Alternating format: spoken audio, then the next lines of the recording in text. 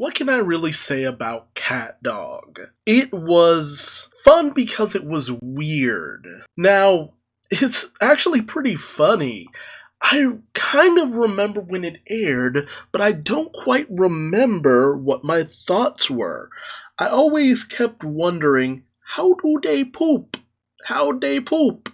Because the story of a pair of conjoined twins, quote unquote, which is a cat and a dog merged together, and the fact that they were orange, just like the Nickelodeon logo, always kind of made me think they were kind of like the unofficial mascot of Cartoon Network. I mean, Nickelodeon. Sorry, Nickelodeon. The unofficial mascot of Nickelodeon. Right up until that became SpongeBob. But it kind of was a good representation because it was just so surreal. Living in a house that looked like a fish and a bone just squeezed together. They were constantly getting in fights despite the fact that they were also best friends because, I mean, you don't really have much of a choice when you're one half of the same whole. And you had plenty of stories about them trying to live their own lives despite the fact that they couldn't really get away from each other. Some of the best episodes were when they basically tried to cover up the other so that one could just live their own life, or episodes where they were mad at each other and trying not to talk to each other and trying to go their own separate ways or something like that. But it's just like you can only get so far.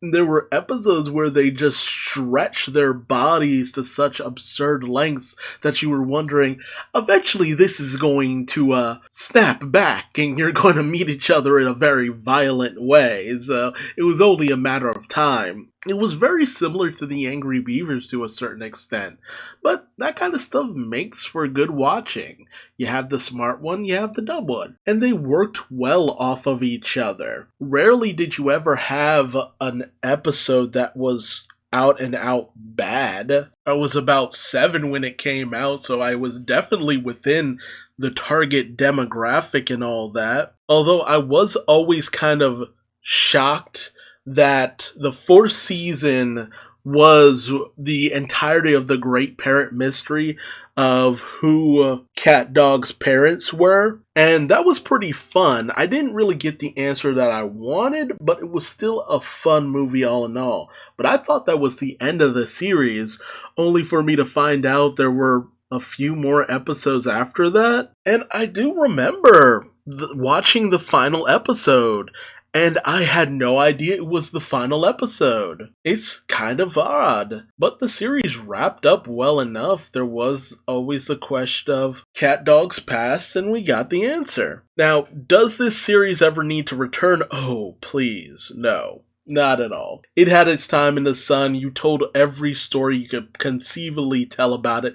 68 episodes is good enough. I always do remember the one episode, Fetch, that it was shown in theaters before Rugrats the movie, which was Fetch, and it was just this wild chase as Dog was just chasing this ball and just going through all this crap as a cat is just being smacked around left, right, and center as it went.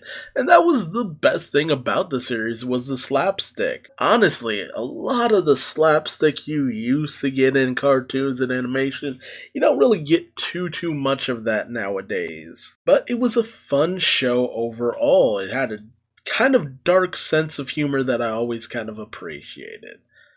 And that leaves me curious. Did you watch CatDog? Did you ever wonder how they pooped? I certainly did.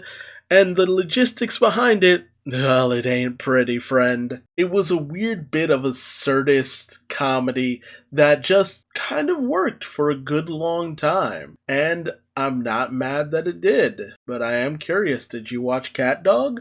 Did you like CatDog? Let me know your thoughts in the comment section below, and if you like this trip down memory lane, please like, comment, subscribe, and hit the bell for notifications. And until next time, I've been Duuz-Diz-Din, and I will see you later. Bye-bye.